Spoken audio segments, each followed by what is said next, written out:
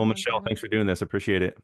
Oh my gosh, it's an honor to be here. Yeah, thank you. So, it's your social media is amazing. I mean, I constantly see you traveling and playing in amazing venues, and you're all over the place, all over Europe, amazing Yeah. venues and cities. So, what does it feel like to be living such an amazing life? Does it feel that way to you, or? Yes. I mean, it's hard to process, to be honest, because I'm doing things that I never dreamt were possible for me to do. Um, and all this kind of fell into my lap like very, very much instantly. It reminds me of like the overnight success being 10 years kind of thing. But like Candlelight changed my life. And I've been working on my own brand for so long, and combined with Candlelight, things have just exploded. And it's been a rush, but also it feels very normal. And sometimes you're so focused on just like getting to the next thing that you forget to zoom out and be like, hang on a second, like this is crazy. Like what's happening? So I'm trying to do more of that zooming out thing, especially when I have some days off, which I do now. So, how did you get that Candlelight gig in the first place? And how I long you was been doing it? recommended.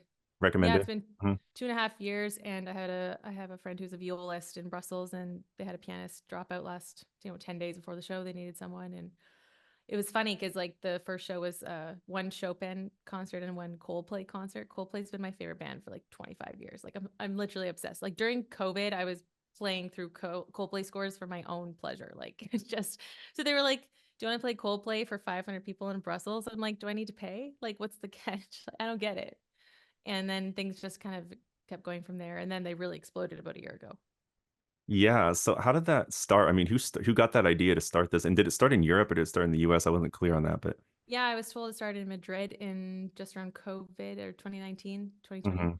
And now Okay. they've sold, I mean, a year ago I heard they sold 5 million tickets or something. Like they're everywhere. They're global. I know. So they're It's doing an crazy. amazing job. They do a great job of marketing, which is what every musician needs to learn. Like, and that's why it's been so fun to work with the data company because the Fever, their big company is like a data company. They had 12 years of data and they said, okay, where's the niche? Where's the gap in the market? They're like, okay, classical music, but aesthetic classical music. Okay, how can we make beautiful classical concerts? Oh, let's bring in thousands of candles in the most beautiful venues we can find. And they go for this wow, jaw dropping experience. They're not selling classical music, they're selling the experience, which Mhm. is so smart. And if the average classical musician could figure this out for our own, chamber music concerts of Brahms and Beethoven, then we'd be talking, right? It's just so interesting to see how they work. And also as a musician, you just don't have time to do all the work that they're doing. Like they have massive amounts of data, they're doing ads, they're doing all the marketing stuff, and we're just trying to focus on playing the right notes.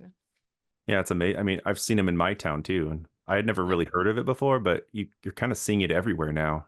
It's Yeah, just exactly. floating. Yeah, And so that's what they're so good at. I mean, it's about visibility and everyone's talking about it. I mean, I was told it's very à la mode to go in Paris now. They're like, oh, Candlelight's very, very à la mode. I'm like, really? Okay, cool. Just come to the show and have a good time. But yeah. so what And does that it has feel? only helped it's Oh, only go helped my no, go ahead. classical music career because it's like I've learned so much from them about how they market and how they talk about it and how they sell this experience. I'm bringing that into my much smaller chamber music series. But now we're talking about creating experiences for attendees rather than just saying come here Tchaikovsky and Rachmaninoff trios. So it's about the lighting, it's about the atmosphere, it's about yeah, Yeah, that adds a connecting lot, with huh? the artists after getting a drink, chatting about the music, meeting people. It's about community and connection. And the music brings us together, right? hmm And how do the outfits play into that too? Is that part of it, part of the experience? That's just fun. I mean, that's just the fun part. No, I think I was listening to Creating Moments by a recent book, Defining Moments, and it's talking about creating these peak experiences that people are going to remember and the importance of like elevating everything from the normal everyday to like this wow effect. So I think the outfits just play into that. It's like you get to see a beautiful scene, a beautiful venue, and then there's a big dress. I mean, it's just fun. Amazing. And how does it Also for me. feel? What does it feel like when you're on stage? So you're on stage in front of what, hundreds, sometimes thousands of people? Has it been Uh, thousands or is it more like Not hundreds? not yet. It's coming. I'm declaring that it's coming. I did 800 in Paris this week per show. So over the 2 nights, it was 2,500, I guess. That's a lot. I mean, still, I mean, Uh, how does it feel to be in front of that many people all by yourself? uh, it it's so fun. I don't know how to explain it. I've been doing this for like 2 years now, right? So in the beginning, well, the first show was 500. I don't know. I kind of feel like it's Michelle and Friends, and I tell stories and I tell jokes and I get them laughing and I get them to settle down. And at the beginning, I kind of do this like setting the tone thing where I'm like, we're here to enjoy. We're here to have a good time. Because I've done it for so long now, I know there's going to be people crying. There's going to be people who write me messages after, like telling me gushing. There's going to be people there who have never been to a concert before. And I think more and more I'm recognizing the value in what this experience is for people. These people who aren't here to count my mistakes. They're not here to judge my Chopin nocturne. They're just here because it's their mom's birthday and they want to share a nice moment together. And I think for me, it's like, wow, let's like remember why we're doing this. And it's not actually about me. It's about creating a moment for them. And I'm so lucky to be the person kind of conducting the evening. It's just awesome. That's fascinating. And do you ever make mistakes in these concerts? Does that ever happen? I do I ever not make a mistake? The worst is that with these pop songs like Queen or ABBA, like people know the melodies. So you miss a note, everyone knows. They know more if I screw up in a pop song than in like a Beethoven, right? Because Um, they don't know Beethoven, but they're like, ooh, ABBA, like we couldn't sing along in that one spot. You didn't know the bridge very well. But Uh, so I've worked now, so. so how do you deal with that? I mean, you just move on, or does it stick in your head for a while? There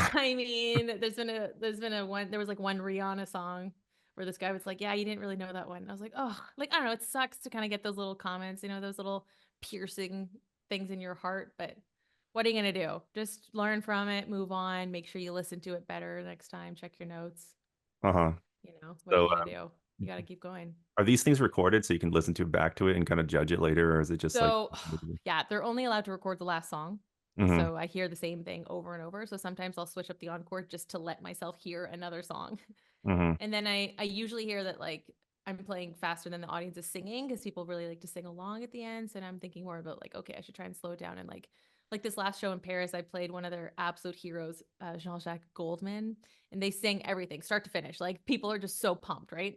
And I'm like, I have a choir that I'm accompanying tonight. So like I'm gonna like wait and like let them kind of catch up a bit because I think I'm just understanding my function is to give people this experience. Hmm. Amazing. And in terms of getting gigs, I mean, you got this gig through a connection, right? Someone that you knew. Do you have advice Yeah. for people in terms of how would they get gigs? How to build connections? How do you get gigs? Yes. Hmm.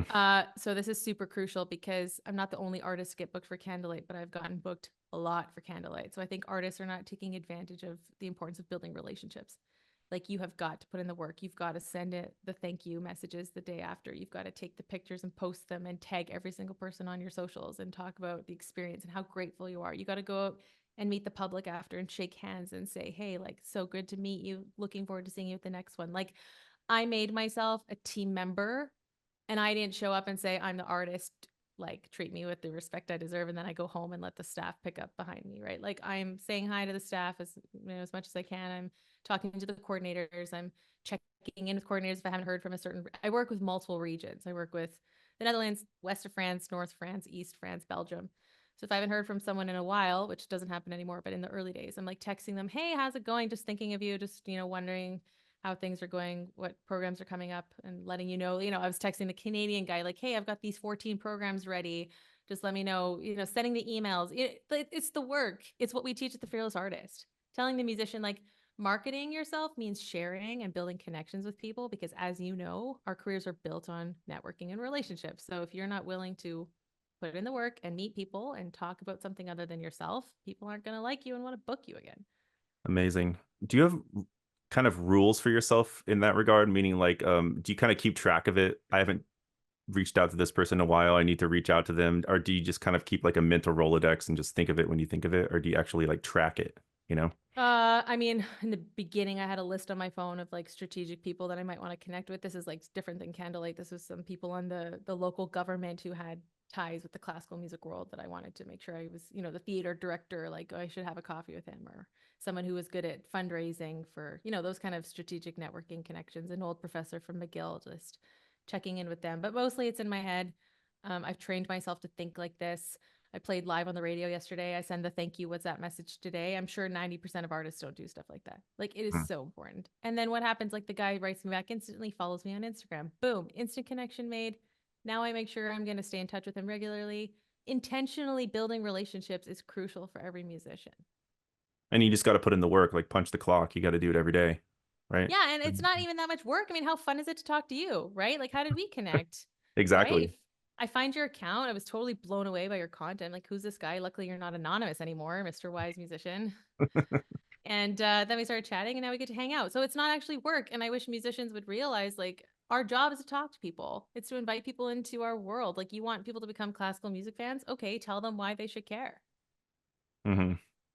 Yeah, a lot of people leave that and they just think that that should be left to somebody else. But they want to do the art, but not the other side. But I guess it's in a way it's an extension of music. I mean, with music, you're connecting with people, so you just have to think about connecting with people, but in a different way, right? So it's kind of And when we see how many music programs are getting shut down because of lack of funding, like, who do you expect to train the next generation to love classical music? Because there are no music classes at school a lot of the times, right? So who do you want to educate? I think every musician also has the role of being an educator.